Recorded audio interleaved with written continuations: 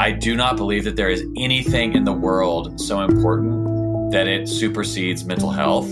If you do not validate your own life with beauty and rehabilitate your spirit, how can you possibly go fight for someone or even believe in something to fight for? From To Be Magnetic, this is the Expanded Podcast with your host, Lacey Phillips.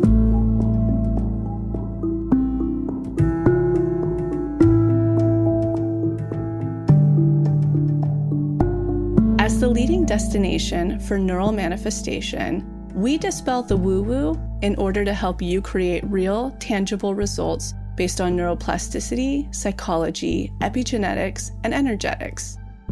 Our goal is to normalize the practice of manifestation and empower you to get into the driver's seat of your life in order to manifest the experiences, relationships, and things that most align with your authenticity. Part of our manifestation process entails expanding past your limiting subconscious beliefs.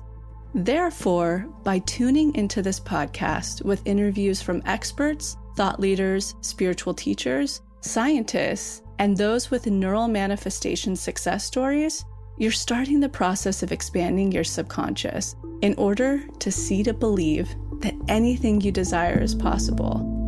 And by pressing play, the process begins.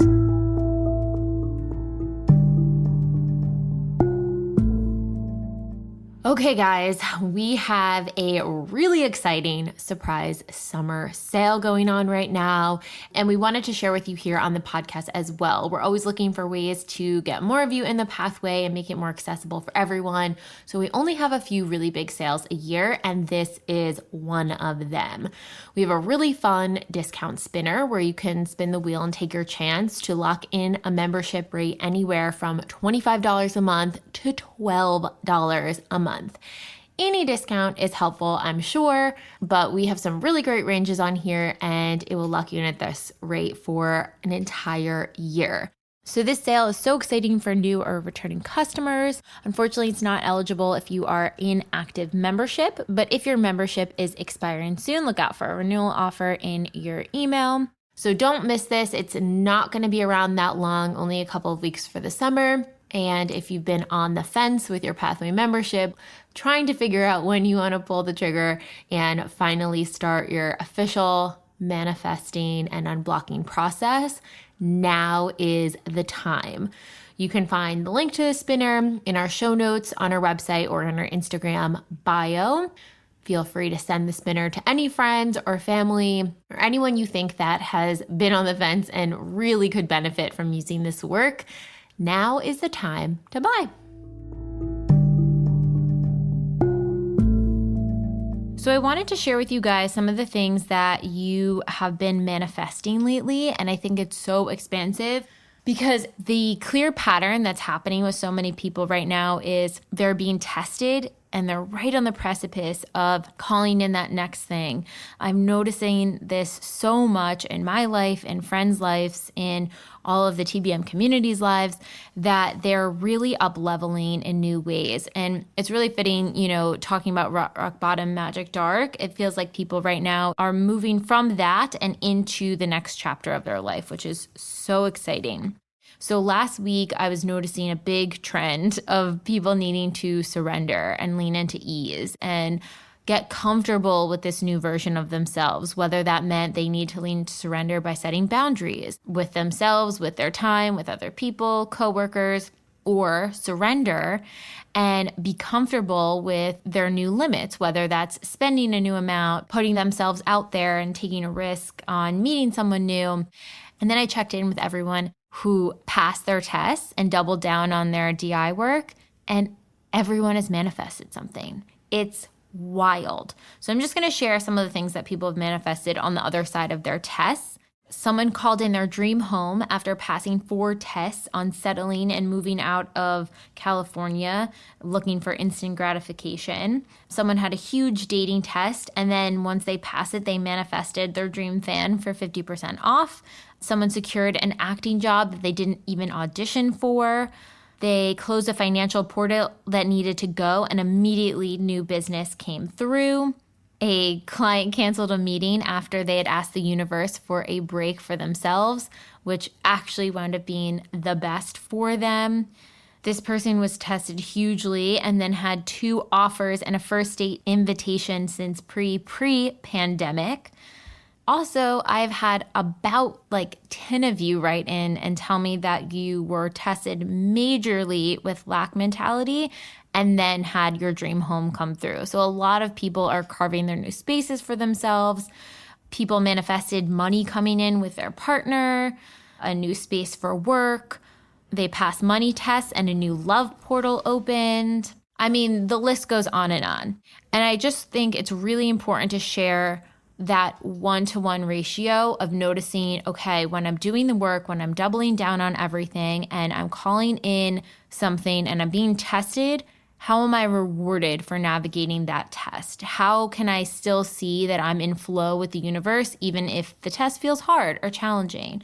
And I know for me, I definitely have had tests over the past week and amazing manifestations come through the other side. And I really attribute the fact that the manifestation came through to passing the test and also doubling down on that internal work and the DIs. So hopefully that is expansive for all of you. And to hear more manifestation stories, you can tune into the motivation and be expanded further. And now, a word from our partners.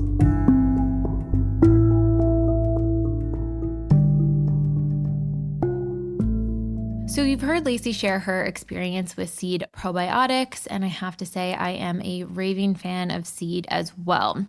So I really care about gut health. I've struggled with it a ton, and I'm always looking for new ways to support my gut, especially strengthen the gut barrier, my gut immune.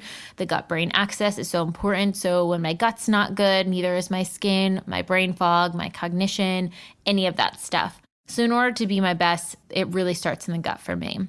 But what I really wound up finding was not only do you need multiple strains of probiotics, so you can't just have one strain, which is typically what's in your kimchi or kombucha or yogurt, but they also have to reach the gut. So they have to go past your stomach acid and surpass the bile in order to reach your colon or your digestive tract. And a lot of probiotics aren't able to do that. So that's why finding a good probiotic is so important, because it can really render it ineffective if it doesn't reach that. So a friend had recommended Seed because she was having great results with it and feeling phenomenal on it, not really having any digestive issues at all after taking it. And as I looked into Seed further, I found they're really the most science-backed probiotic out there on the market. The scientist who coined the term probiotic is their chief scientist. And they really move from a research-backed position where they found the most diverse strains that are helping the most things for overall gut health. So they have 24 different strains within the probiotic. But what really sold me was that they have a prebiotic capsule that helps the probiotics reach the colon and stomach without being impacted by any stomach acid or bile, which means all of the strains reach the part of the body that they're meant to reach and therefore are more effective. So I decided to give them a try, and I noticed, honestly, after the first week, my digestion was back on track again, my skin health was getting better, I cleared up my perioral dermatitis, I have been sharing Seed with family and friends. They're also such a sustainable brand. As Lacey had mentioned, all of their products are really trying to help the environment. Their packaging is biodegradable, algae paper, and compostable. They're really just a brand that you can get behind long term. You want to be supported by them. You trust their research and science backed behind the science of the gut and the strains that are going into your probiotic. And they make it really easy by sending you a new package every single month without thinking of having to pick it up at the grocery store or renew or any of that stuff. So I cannot recommend them enough. If you want to hear more about my experience, feel free to DM me. I'm always happy to talk on gut health and support. If you would like to try out Seed, you can receive 15% off your first month with our code TBM15 at checkout. Check out the show notes to see their website. They have tons of science and facts and infos on probiotics there. And I hope you guys enjoy your Seed probiotics. Okay, so you guys have heard me talk about Blue Blocks before. I've shared how beneficial the eye mask has been for me in my sleep and sleep patterns, especially my go-to eye mask for when I'm doing my deep imaginings. But what I really wanted to talk on today was their Sleep Plus red blue light blocking glasses. So I initially started with their daytime light glasses, and I was kind of hesitant to buy the red ones because I didn't really have that much trouble falling asleep. Now that I had my eye mask, it seemed to come pretty easily, and I kept saying, what could this really do for me? I wound up purchasing them last year. I got the Zane sleep pair, which I think are really chic and cool, but that's just my personal opinion. And I started putting them on an hour before bed. Guys, I am not kidding. It was one of the biggest shifts. I was so tired, I could not even keep my eyes open, which doesn't really happen. I usually am able to watch TV, go on my phone, and then my eyes are kind of like, ooh. But when I wore these glasses, whether I watch TV, even if I was scrolling on my phone in bed right before, which I don't recommend, I was still able to pass out in such an easy, restful sleep right after from wearing these red glasses. They're so helpful for winding you down. They're so helpful for calming your nervous system before sleeping. And I think the key is that the red light is blocking out 100% of blue light. So even though I might be putting, candles on at night, or I'll have my lights dimmed, I'm still exposed to a lot of blue light that is really telling your brain that it's high noon and not time to produce melatonin. But if you have red light only exposed to your eyes at night, you're not having that blue light come in, and thus you're signaling to your brain, okay, it's time for bed. And I truthfully cannot recommend them enough. If you have any questions about my experience with them, feel free to DM me. I love talking about these products. I use them every single day. I now have my boyfriend wearing the glasses, my mom, and my sister. They are all raving about it, and I'm so excited to hear your experience with them as well. And we have a special code for anyone listening, 15% off with code MAGNETIC. Again, that's code MAGNETIC, all caps, MAGNETIC for 15% off at checkout. All right, on to the episode.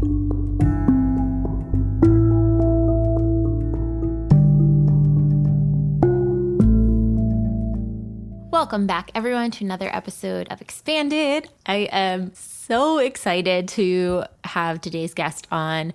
We have New York Times bestselling author, entrepreneur, and Instagram personality, Jedidiah Jenkins.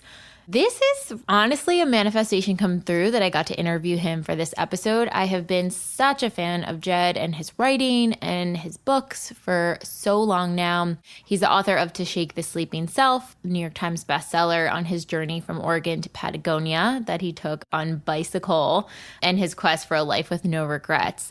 I read that one probably about 3 years ago, and it was such a good book to read during your Saturn return or any sort of transitional period in your life, because it helps give you perspective in what life could be like when you feel so wrapped up in the day-to-day. And it's really fitting we're airing this episode back to the rut, rock bottom, magic, dark, because anyone who's going through that period knows when you feel locked into the constraints of your day-to-day and everything kind of feels stuck, almost like you're in a rut.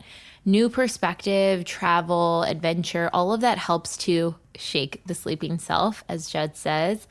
And in his recent book, Like Streams to the Ocean, Notes on Ego, Love, and the Things That Make Us Who We Are, I absolutely loved. I think I binge read it in 1 week. It was so incredible and actually really styled to the likes of Joan Didion, where it's a bunch of experts and stories and pieces, from his Instagram that he shares incredible writing passages. But Jed has an incredible knack for seeing people as humans. They're messy, flawed, and deeply loving selves. He has an underpinning of love and optimism for the world around him. And it's really fascinating reading his work and seeing the world through his eyes. It helps me ground and feel more connected to myself, the world around me, humanity, all of those great things. So I'm so excited to introduce him to you. If you haven't heard of him yet, I promise you will become obsessed. This episode, we cover all things really about Jed's process, how he embraced his vulnerability in writing so openly and authentically, the expanders he looks for, how he sort of discovered himself along the way, and how he's able to share that journey with others. It's so expansive, and I know you guys will absolutely fall in love with him. So without further ado, here's my personal expander, Jedidiah Jenkins.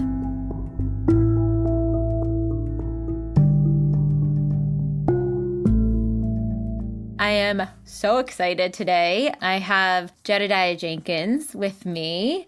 I've a million things, so excited, huge fan of your writing. How are you doing today? Well, I am fantastic.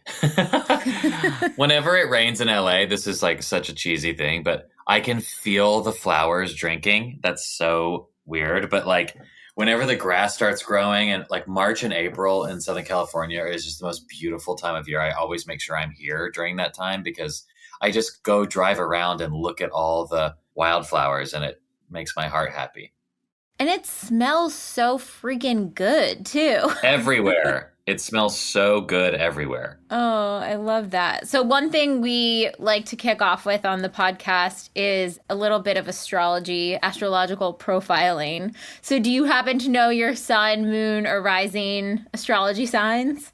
Okay. I just actually had this conversation, and so I need to remember. My birthday is December 19th. I was born at 9:47 p.m. in Middle Tennessee. So that means I am a Sagittarius. My other sign is is Aquarius. And then something else is Virgo.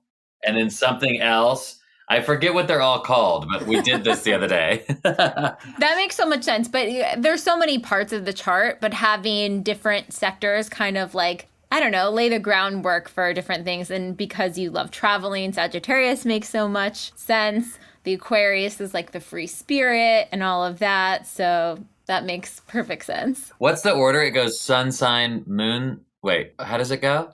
It's usually sun, moon, and rising. That's like the primal triad. And then it kind of, there's a planet in Jupiter, a sign in Jupiter and Mars and Venus and all that fun stuff. So yeah, I think sun, moon, rising is Sagittarius, Aquarius, Virgo. And you have the Virgo, which like grounds you. So it's like the perfect combination. Oh my God. We can hang out whenever you want. Oh, okay. And then so tell us a little bit about your cultural background and upbringing and how that sort of has informed who you are today. I was raised in Nashville, Tennessee, evangelical Christian, went to a Southern Baptist church, and then kind of went to a Church of Christ church, but it wasn't so intense. It was more non-denominational feeling, at least in the youth group. But I was raised very Southern Christian. And, growing up, and realizing in third grade that something was different about me. In seventh grade, I realized it was called gay, homosexual. And then I was like, is it a phase? And then I'm being taught, I went to a Christian high school and middle school, that it's wrong and that it's a choice. And I'm like, this doesn't feel like a choice, but maybe I'm supposed to choose against the way that it feels.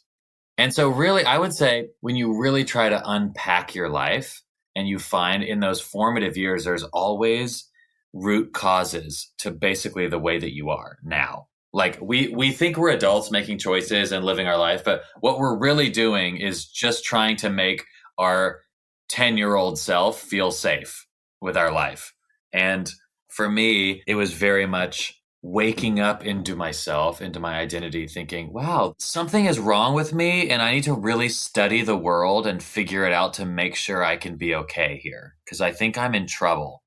And I truly believe that turned me into an observer, into a curious person, ultimately, and into a writer. So it's sort of like the things that hurt you are often the thing that become the meaning to your life. And so it's very much become the direction of my purpose is trying to understand what makes a person the way they are. 100%. And I think that's why like I'm so drawn to you and our brand and company is so drawn to you as well, because like a lot of our work is excavating those earlier years and looking back and taking all of those segments and saying, what was my programming? What did I pick up? Why am I doing this? What is this looping belief that's been implanted from shame or pain or whatever? And how do I change the story? Right, because we are being puppeted by our childhoods and by these stories we tell ourselves, these beliefs that we have about ourselves. Whether we admit it or not, we're being controlled by them. And so figuring out what those stories are is so crucial in figuring out how to live and thrive in your one and only life. When did you start really diving into some of the childhood years and understanding like, oh, this is why I behave this way. This is where when did you awaken to unpack sort of some of that stuff or become drawn to it? It's like so often the things that really changed you are not one event. It's more like grains of sand piling up. It's like, oh, and then one thing kind of like breaks the camel's back. But one moment that really comes to mind was, I think it was freshman year of college. I had a professor. His name was Professor Fox. He gave us a term paper assignment. And at the time, it was 12-page paper, which was very long. I was like, oh, my God, I'm a freshman. Why am I writing a 12-page paper? But the assignment was write an intellectual autobiography. And the way he explained it was, write what you think and why. I don't need to know your life story, but write what you believe and then what made you believe that. And it was such a fascinating, because I had never been invited to ask and do that inventory of my own thoughts. I just thought my thoughts were my thoughts. Like, of course I think like this. And that question invited me to say, you think like that for a reason. Let's find the reasons. And I wrote about my Christianity, growing up Christian, and my sexuality and this and that. And I got an A+, which was a big deal. And he said something along the lines of, I've never seen a 19-year-old with this much self-awareness, A+. It was one of those nudge moments of your youth where somebody pushed you in a direction or just affirmed something that you didn't know you could do. And the reason I did well in that paper is because I was actually so interested in it. I was like, oh my God, this is so interesting. Versus if, when you write a paper on something you don't care about, you just half-ass, barely a conscious type something. But that was a big moment of like, wow, when you really trace out what makes you tick, you really find a lot of understanding. And then, and I write a lot about this in the new book, the big revelation change for me was when I went to this retreat personal growth center called Onsite, which is a place outside of Nashville, Tennessee. It's like on a farm. You stay there for 5 to 7 days and it's called the Living Centered program. You do basically group experiential therapy with like the best experiential therapists in the world. And one of the main things they do is have you process your 8 to 10-year-old childhood. So I don't know if your listeners know much about experiential therapy, but it's this idea of like just laying on a couch talking to a therapist is good. But the human brain doesn't only use words. It doesn't even primarily use words. The human brain is very spatial and very experiential. And they've discovered in a lot of therapy practices that getting people to create a visualization, to create space of their memories is profoundly helpful in healing. And so they have you recreate your family with the people in the room. Like you get in a group of like 8, and then you maybe okay, this session is about me. So it's like, okay, Jed, first they have you draw it on a poster board. It's like, okay, visualize you at age 8. Okay, where is your mom? Okay, she's right in the middle. Where's your dad? Well, they were divorced, so he's over here in the corner. Where's your sister? Right next to my mom, under her arm because my sister's rebellious and crazy. Where's my little brother? Right next to my mom because he has medical problems. Where are you?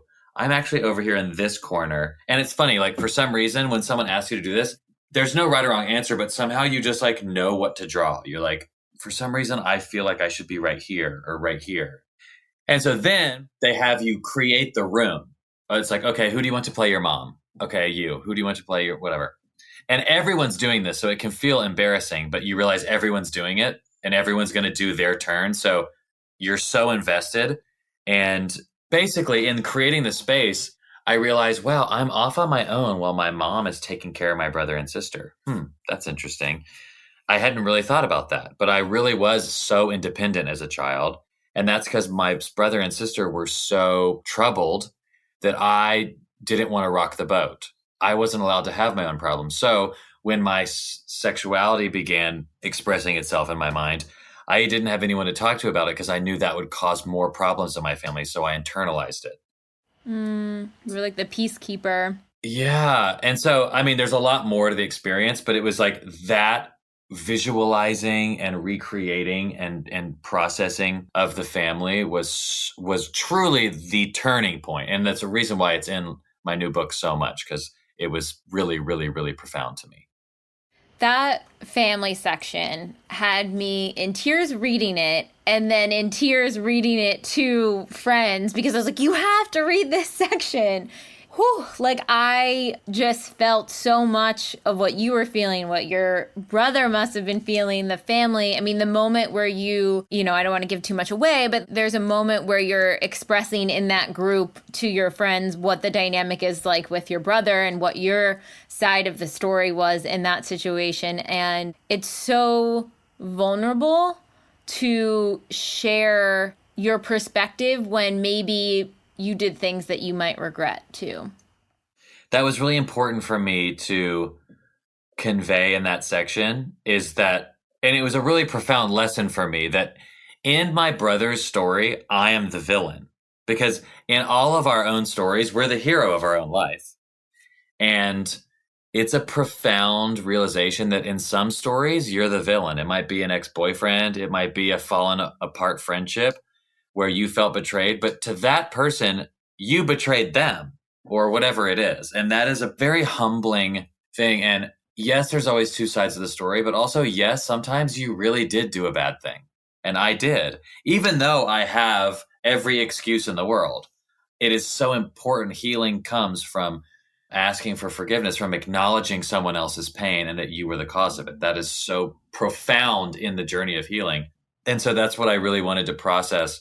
And the truth is, I don't want to be a memoirist or writer that anybody thinks is some kind of like guru, knows everything. Like I am a shitty person too, but I'm like doing the work of trying to be better and growing. At least I'm like acknowledging those things. But I'm very willing to say the truth, because in truth, I lived in the shadows, like in the closet for so long, so afraid that people would find out my truth and that I would be rejected, that now in my adulthood, it's very hard for me to keep any secret, because I'm like, oh, I did that and it was horrible. So I'm not going to do that anymore. And that's the most freeing thing, I think, too, is like reading what people are embarrassed of, are ashamed of, questioned whether if they were the only one who experienced it, and then seeing, holy shit, yeah, I do that too, or oh my God, I did that. And that's the moment of connection. And that's when people don't feel alone anymore, because they can see, oh my gosh, this is part of being human. Other people do this too. Totally. The whole reason that writing means something to me, because I don't read to escape. I actually wish I read more novels and fiction, but I just don't. I read to feel seen and understand the world. I read to like dive deeper into belonging into this life. So I love science books. I love philosophy books. I love psychology books. I love memoirs. I love stories of real lives, because to me, they're just so full of information. Granted, my favorite book of all time is a novel, East of Eden. So I know I need to read more novels. But I write to not only know myself, but to make others feel more known, feel like they know themselves better. That's my hope and my goal.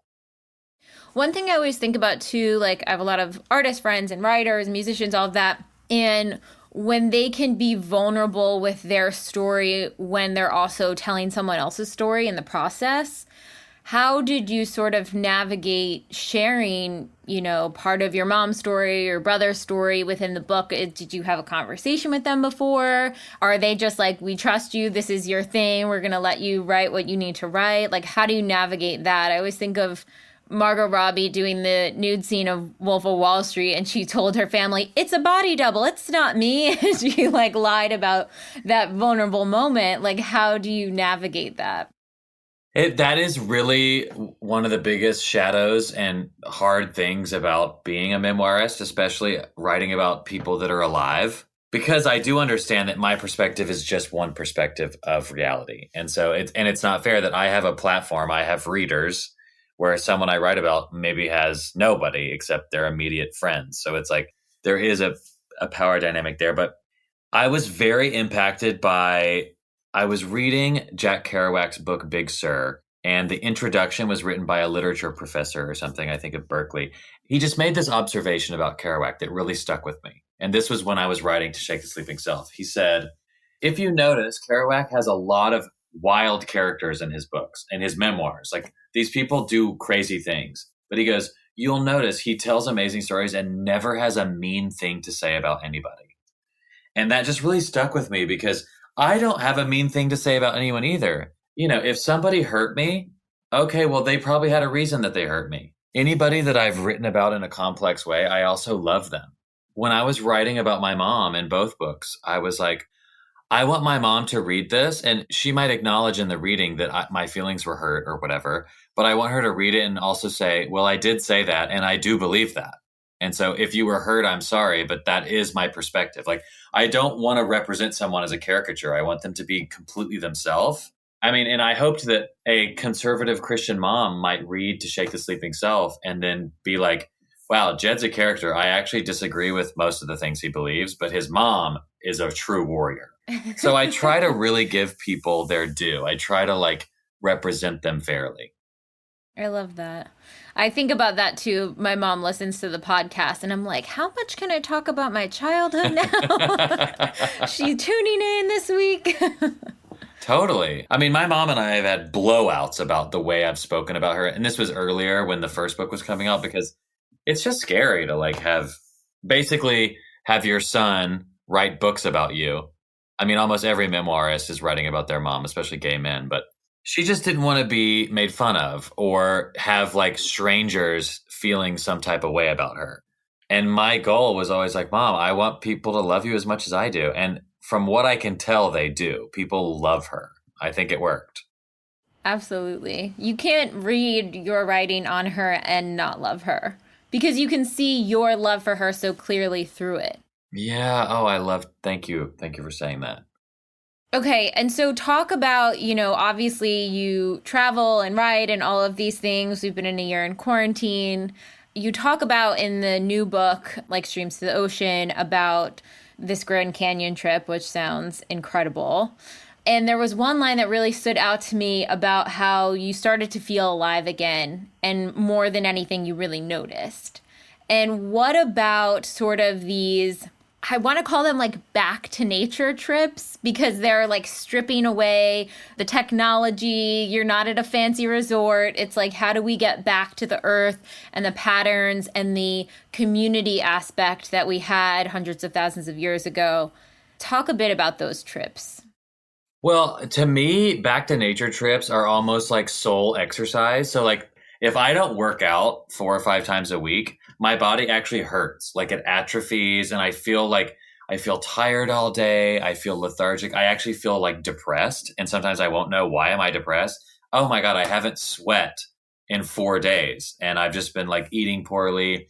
And it's like, it's so funny. You do a 30-minute workout and the rest of your day, you have energy, you're happy, you're like thinking clearly.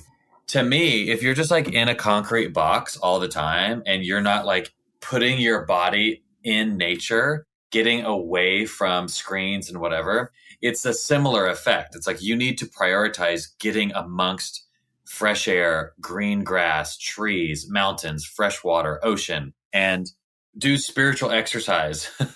And that colors and changes your whole outlook. And I really prioritize that and seek it out.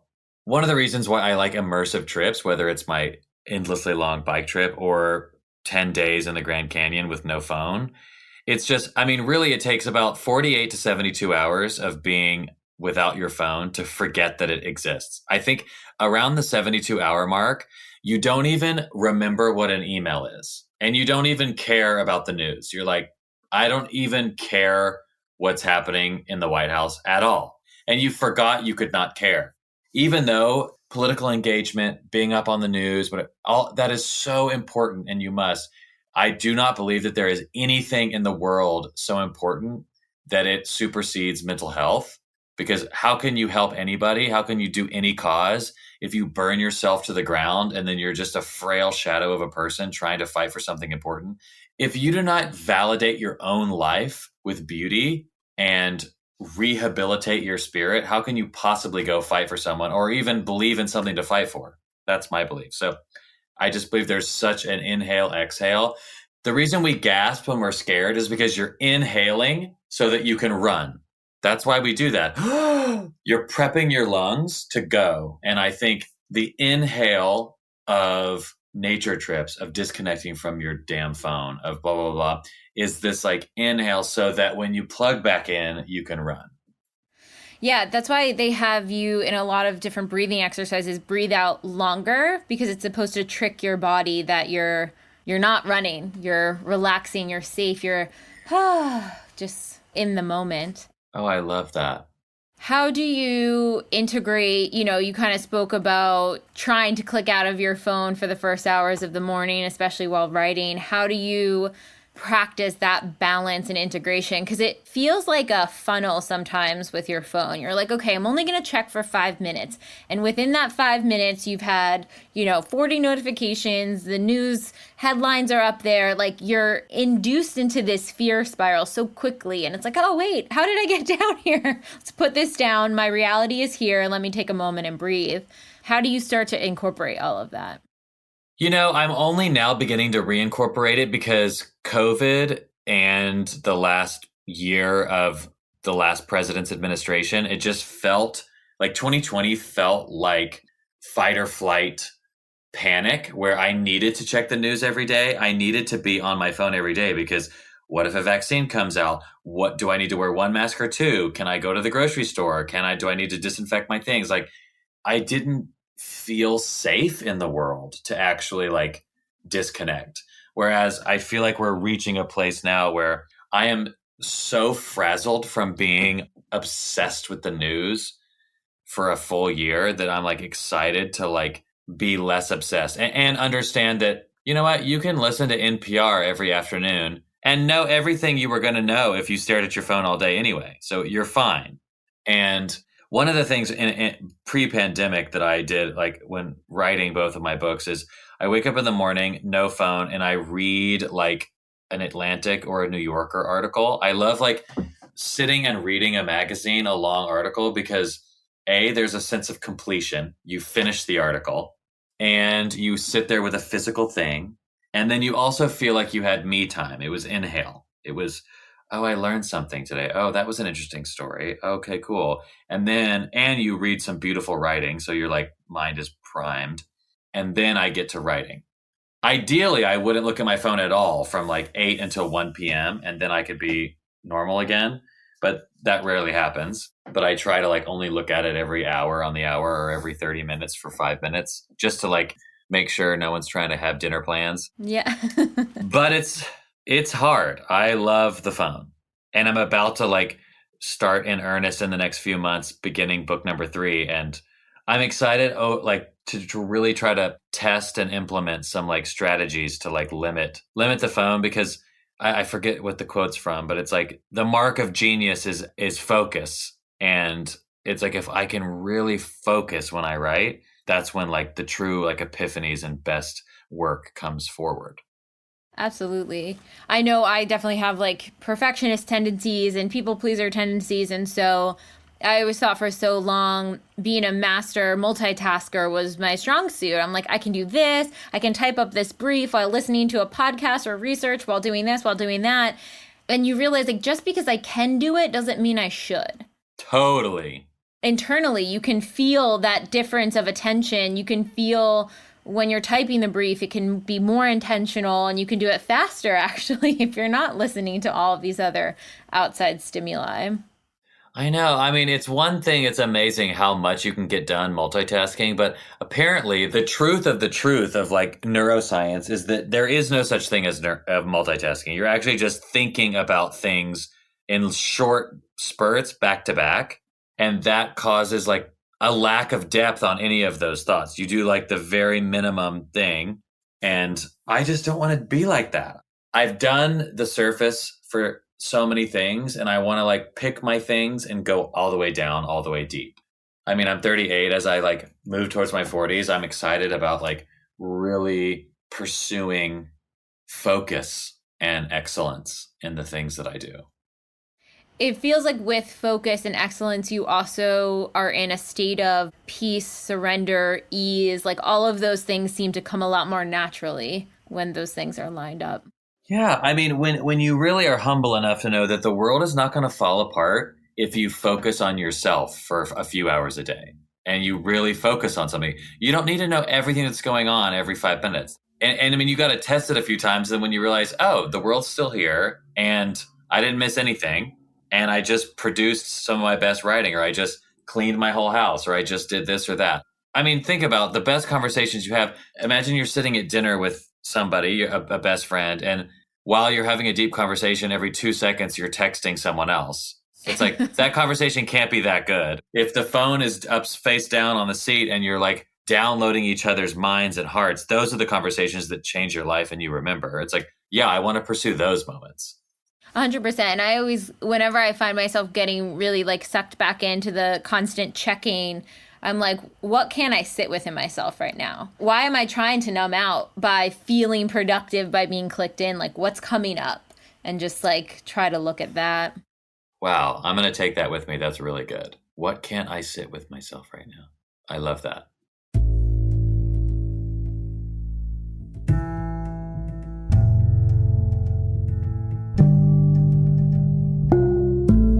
So I'm quickly interrupting this episode to invite you, if you're ready to start your manifestation journey, or if anything you've heard in our manifestation episodes has piqued your interest to begin. We have a la carte workshops in everything from the basics bundle, which is what we recommend to everyone who starts. It's the formula that actually teaches you how to manifest, unblocked inner child, and unblocked shadow. We also have a la carte workshops on love and money. But the real gem is the Pathway membership because it encompasses every single workshop we have. It's a year-long membership with full access to the few a la carte offerings we have and exclusive workshops not available anywhere else, such as the daily practice, which is what everybody in the Pathway uses, hopefully at least 3 times a week to daily, in order to truly create the new neural pathways that one needs in order to manifest, and houses the library of our deep imaginings, which is our unique hypnosis process that allows you to get into your subconscious and overwrite those old neural pathways, creating the new ones. And as I mentioned at the top of the episode, we currently have our surprise summer sale. So if you're looking to get started in the Pathway, right now is the time to buy. For a couple weeks only, we are offering our surprise summer sale where you can get one of the best rates in order to join the Pathway, anywhere from $25 to $12 a month, depending upon what you spin in the spinner. So for anyone who is a new customer or a returning customer that wants to sign up for the Pathway once again, this sale is for you. Any active members, this offer is not eligible. However, if your membership is expiring soon, don't forget to always check your email for your renewal offer.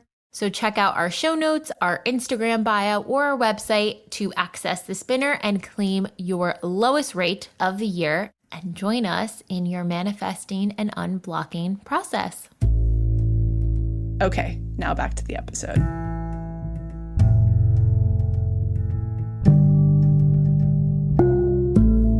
You mentioned your love affair ritual with coffee.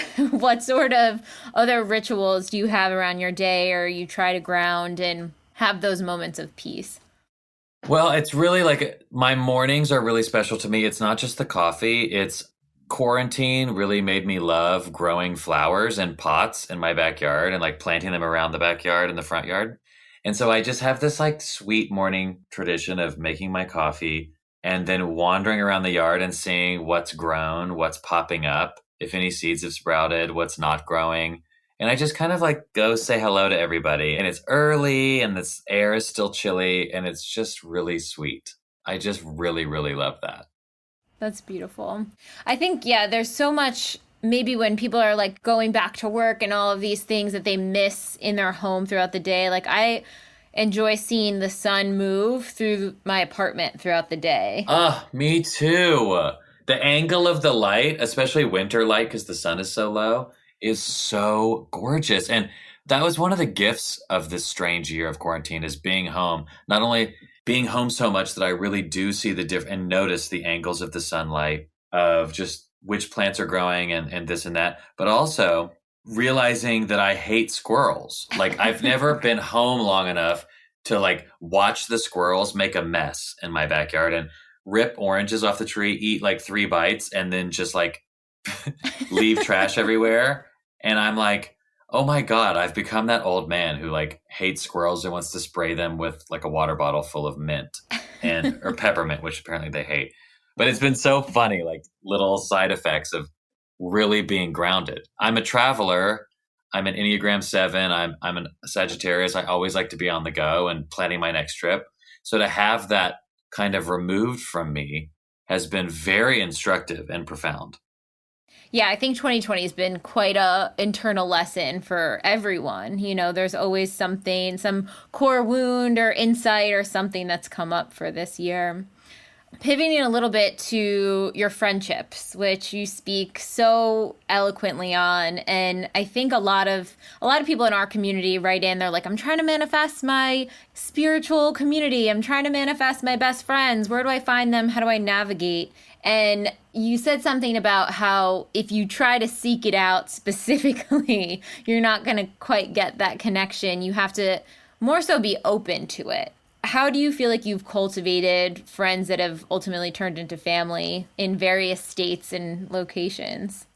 I get that question all the time as well, which just is to me so indicative of a loneliness epidemic, and also hopeful in the sense where I think with the internet, people that would have felt like no one is like them in the world can go online and see that, wow, there are other people like me. They just might not live next door to me. So there is like a thread of hope in there. I mean, my belief is if you want to have amazing friends, you have to be an amazing friend, and you have to, in the community you're already in, embody the listener, the curious learner, the whatever. And what happens is water seeks the low places. It's like if you make yourself like water, you will flow, and then you will find other water and you will pool together. It's about like following the gravity of your interests and being the person that you want to be friends with. Now, granted, friendships are often complementary. They're not like mirrors of each other. But I don't know. I mean, the thing is, I am a curious listener who wants to go camping and is amazed by wildflowers. And like, because I'm off doing those things, I find people that are also wanting to do that. And then I have friends or people that I know who don't want to do that, but they're like, oh my God, my roommate is obsessed with that. You should talk to her. And then I do. And then I'm like, let's go camping. And she's like, oh, and then we, stay up all night talking. It's just, I really find figuring out what you love, what wakes you up, what brings you joy, and then going and doing those things. It's hard not to find, I think in my own life, it was hard not to find other people who are also doing it. And then you're like, well, let's be friends. It's so interesting because like from the manifestation front, that's also extremely similar to people calling in partners. When they're looking for that next relationship, we'll find a partner at a space that you would want to be at. What are your interests in? Then you're likely going to find them there. If you don't drink and go out to bars, then why are you looking for a partner at a bar that you're drinking at? Exactly. I mean, I think friendship can often be similar to romantic relationships, which is sometimes I'll find myself attracted to guys that I have no business being attracted to, and I know they're bad for me, but there's some wound in me that is crying out for them. And I know it's unhealthy, but I'm just like, oh, well, I actually don't feel worthy of someone different. I feel like I deserve someone who actually doesn't pay attention to me and treats me bad because I actually don't feel lovable. And so I feel like I have to convince someone to love me because I don't love myself. And so if they're actually like not a good communicator, then I'm doing the work, which feels real. If someone actually likes me and is actually good to me, then I think something must be wrong with them because deep down, I'm like, what's wrong with you that you like me? And I feel like those stories, which completely screw up our pursuit of romance and truth and love because we believe lies about ourselves, can also manifest in friendship, where you hang out with people who talk shit on other people, who enable bad behavior, because for whatever reason, you don't think you deserve better people in your life than that. And that's a lie. We believe all kinds of lies without knowing we believe them. But if you look at our actions, we clearly think them. 100%. It's all the subconscious beliefs too, right? Like on the surface, you can say, I love myself till I'm blue in the face, stare myself in the mirror and be like, oh my gosh, I love myself. I'm fabulous. But subconsciously, if that doesn't align with the story that we're looping in our minds, we're going to act accordingly with that, not with whatever affirmation we set for the day. I know. And I'm saying all this as a true culprit. I believe all kinds of lies about myself and I struggle so much. Maybe not in friendship. I do feel worthy in friendship, but in romance, I really struggle. And that's just like the journey I'm on. And I'm okay. And I accept that. And that's like, it's just what I'm up to. You know, we're all doing that. And I think that also that vulnerability like calls in more friendship because people are like, oh my God, me too. So many people in our community are like, oh, I know he's a red flag or I know she's a red flag, but I have to run into the fire and test it out anyways. There's a lot of lessons to be learned running into the fire with those people that you know it might not end well because there's so many lessons in it too, you know? Well, and I wonder, like, because romantic love and the call of attraction is so, at least for me, so mysterious, it is very hard for me to predict who I'm going to be actually attracted to. I've gone on dates with smoking hot babes and they're into it and I am just completely not. And then I've gone on dates with somebody who's cute, whatever, but I was just like, oh, I'll go on a date with this person. I like their smile. And then it is like the steamiest, dreamiest connection. And I would have never guessed from the photo. So I don't even know what I want. It is a journey of walking into the fire to test. And ultimately, am I going to be doing that for 30 years? I hope not. I'm trying to find a husband. But I also give myself total grace to be like, life is learning to ever widen and grow. And I don't know what my future holds. I'm just doing the best I can with the information and the heart that I have right now. But at least I'm paying attention. At least I'm walking towards truth. And if I think I am living in a subconscious story that's false, I'm going to seek that out because when I burn my hand, I'm going to say, what was hot? What did I do? And hopefully learn from that. Not always, but hopefully. I think that's really all you can ask of the human experience, you know, like that is living to the fullest. You know, it's excavating what's happening on the inside and becoming aware, but then continuing to live your life. I think some people get stuck in well, now I have to find every piece of programming and I can never stop until it's done. And they don't actually move forward or take action or step into that next version of self, kind of like the crab out of the shell, see what that looks like. That is just as important as the actualizing and as the unlayering of everything too. I totally agree. I mean, like your community, I just like love that there are people finding each other that are pursuing these things. I really am so curious with the mental health, the wellness, the therapy, like the things that when I was a kid, I mean, I'm 38, I'm not ancient, but when I was in the 90s, therapy was for people with real mental issues or really, really rich New Yorkers. That's like what I thought, you know, or just like even yoga was like not for people like me or whatever it is. It's like now the understanding of the pursuit of wellness and health is like so normalized. I'm actually very hopeful for the ripple effects of that over the next 50 years. I agree. Like, I think so much about, you had mentioned something in the book too about how your grandmother never said I love you to your mom. My mom had the same experience. Her mom never said that to her. And it was the first time she had said I love you was to me as a child, as her grandchild. And it's so wild because she was so loving to me. So for my mom to tell me that, I was like, what? Nanny said that? Like, yeah. Oh my God. We had the same experience. But I think like had my mom had that revelation and sort of unpacked what that meant or what she understood from that in her 30s or in her 40s, how would that have changed her parenting? How would that have changed, where she is in her life now? And I think it's so cool seeing how many people that are younger, starting this work younger, where is it going to take them and the next generations to come? I hope so. I just think, the cliche is hurt people hurt people.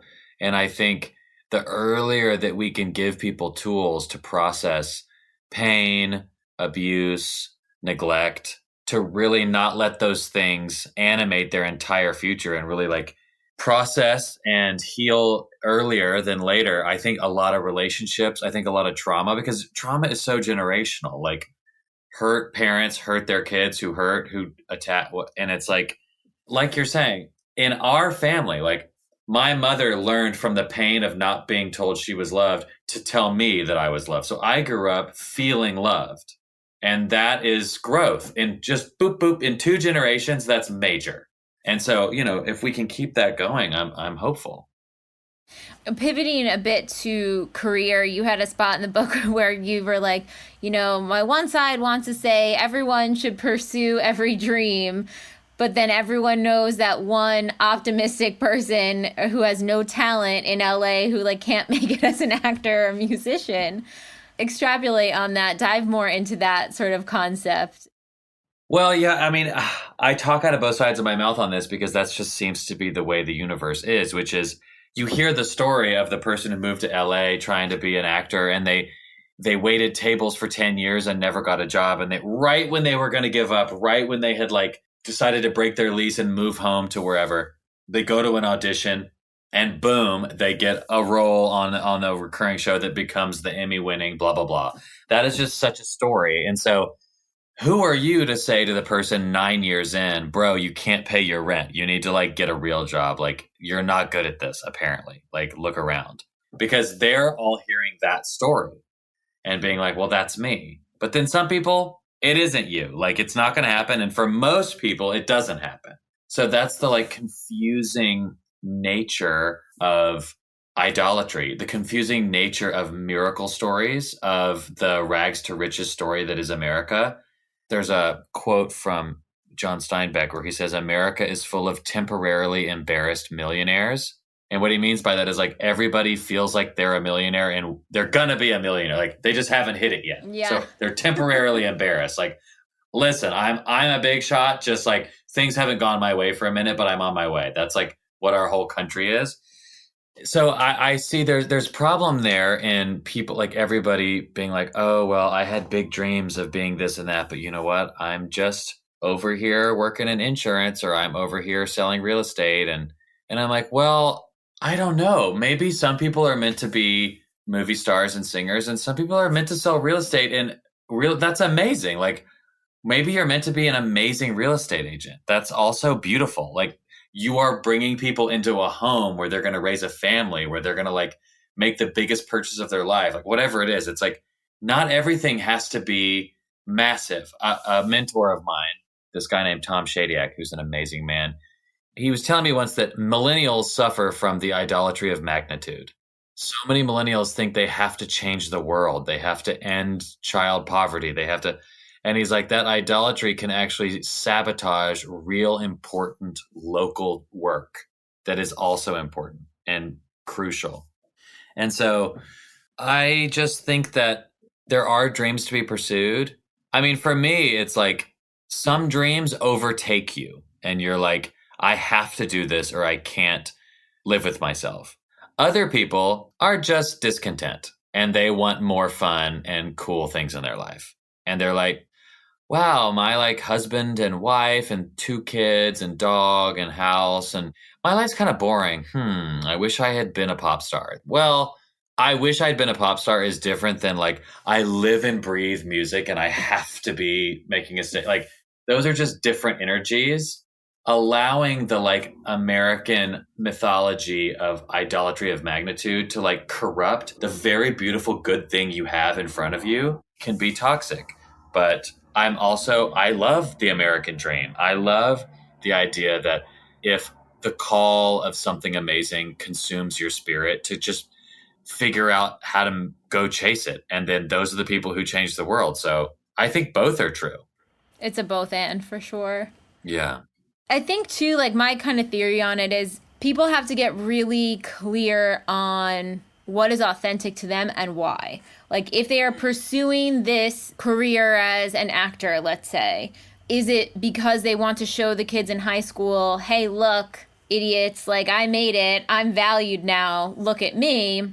Okay, but you don't really like acting. You know, you don't like auditioning all day long. Small parts don't interest you. If you really loved acting, any part would interest you, you know? So I think it's getting to the root of like, what am I really trying to serve in myself by doing this?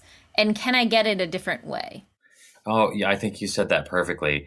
And that to me ties into what I was saying earlier about like we date the wrong people because we're trying to heal wounds from our childhood. We don't even know what we're doing. I think career and romance are very similar.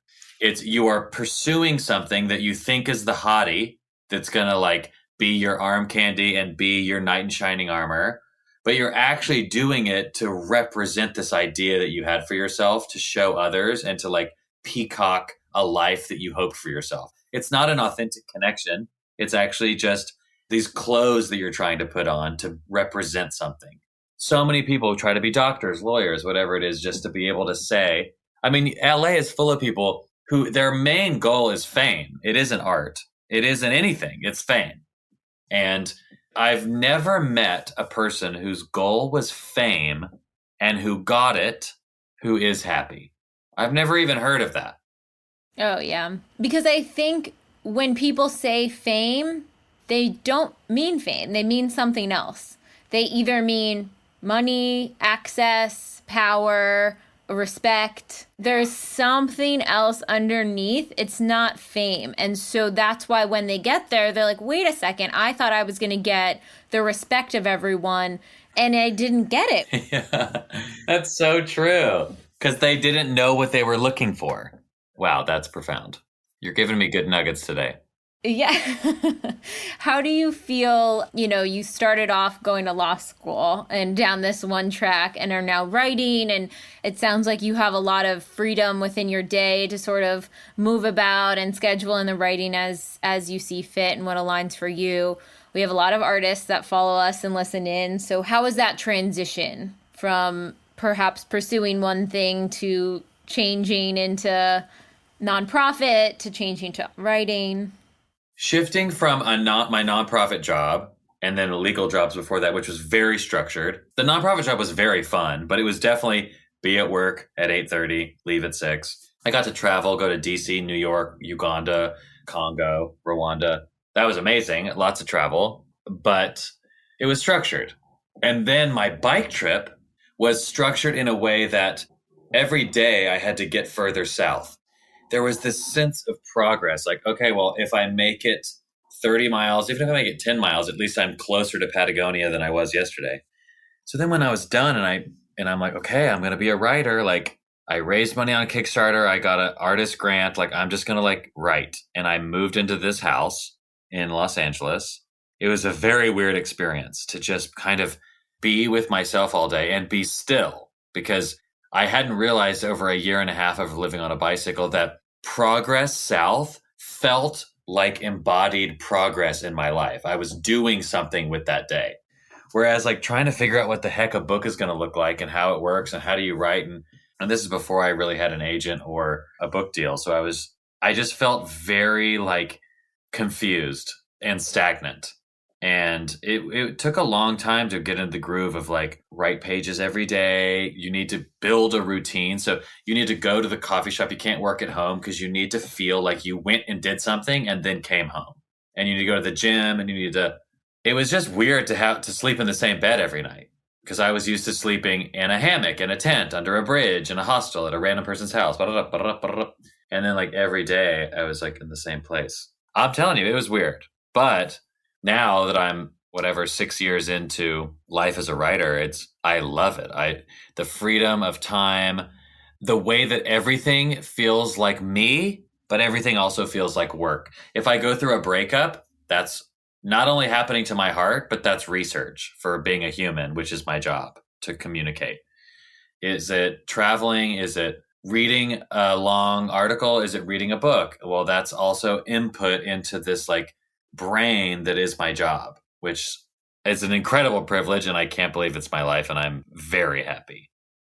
I just imagine so many people are like, that's what I want. I can't wait. It's video. Yeah. So we have a concept. I mean, the title of the podcast expanded, but the concept is that you have to see to believe through other people around you. You know, you are the summary of the 8 people you spend the most time with. You have to see to believe someone who's actually living the life, doing the thing. And so the more I think people can hear stories of, okay, so when I was starting out, you know, I needed to go to the coffee shop. I needed to sit down and understand all of these pieces were part of my process, and that's okay. It really helps open the neural processing for people to understand, oh, okay, that person's kind of like me. I can do that too. Yeah. I mean, example is everything. I think I write about it in To Shake the Sleeping Self, how I didn't know you could be gay and not in a gay pride parade until I saw Will and Grace, the show. And that was like, I was probably in middle school and I just saw it was on TV and I saw that gay isn't just a caricature of a way of life. It's like a human being can be all types of ways. And just that representation changed the way that I saw myself and the way that I saw my potential futures. And so, yeah, I love the message of this podcast and of your entire community is the idea that, well, if you just see other people doing something, maybe the unique and special way that they do it might be the key that unlocks the door into you doing it. Who are some expanders that you are looking at right now to help think of next chapters for you or next seasons? Who are you looking at right now that's really piquing your interest? I mean, 2 of my heroes, which are Elizabeth Gilbert and Cheryl Strayed, they are very profound to me and like amazing public speakers. And really, I just think they send ripples into the world in such beautiful ways. I mean, I idolize Zadie Smith. I really look to different writers and public speakers in just like, what's the impact that you make on this world? And are you like making the world a more hospitable place for other souls? And that's what I want to do. And so it's fun to see people further down their career doing neat things and being like, wow, if I got to do that, that would be really cool. And then kind of like a last question. I know a lot of your writing is to your younger self, things that you wanted to know at that point. But if you had one message to someone who's just starting their looking inside journey or their soul journey, or maybe they're just coming out of the closet, all these different components that you've been through in life, what would be one sort of vision holding sentiment you would want them to know? Or I would say that for me, the fear of myself was always the fear of rejection from others. And the more I tiptoed into vulnerability with beautiful, safe friends, and I could feel it. It was almost always girls, but not always. And it was a tender, loving friendship that they gave me. And when I started tiptoeing into telling more of my truth and being more honestly myself and seeing them reflect back love and listening and acceptance, and the more I did that, and then your vulnerability inspires other vulnerability. They tell you their secrets, they tell you their truth, and you just bond and you grow deeper. Then you look around your life and you have this network of people that are like really themselves, that know you in your fullness and still stand beside you. You are invincible at that point, and you can move through life setting other people free. So I would just say, listen for those vulnerable, safe places. And your friends sometimes do this for you. I had a friend do this for me. I could feel him putting pillows around me, basically metaphorically asking me to sit down, cross your legs, let's talk. Like, I'm making this safe for you. He was inviting me knowing that I was scared. And so, put pillows down for others and look for the pillows in your own life. Oh, love that. Love that. So where can people find you? Everyone's going to be buying your books right away if they haven't already.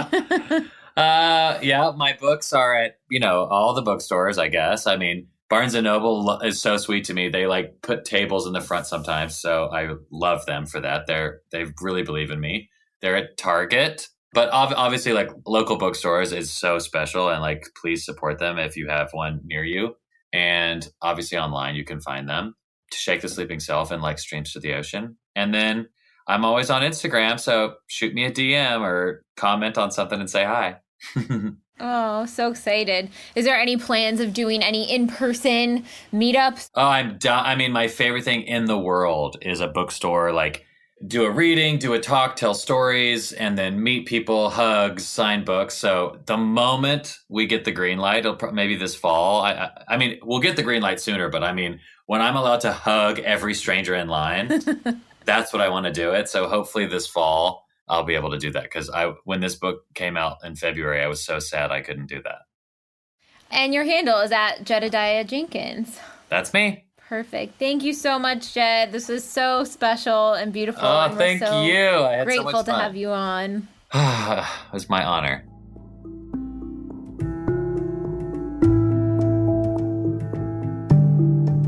Thank you so much for tuning into the episode, and I hope you enjoyed it as much as I did, we did. And in case you're not totally ready to join the pathway yet, I wanted to share a few of our free offerings that I'll often suggest to people as a little bit of a blueprint to get them started on their manifestation journey. The first place I like to direct people completely for free is the motivation.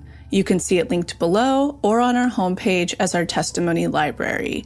And it's categorized by different subjects, whether you're calling in career, money, love, wellness, and much more.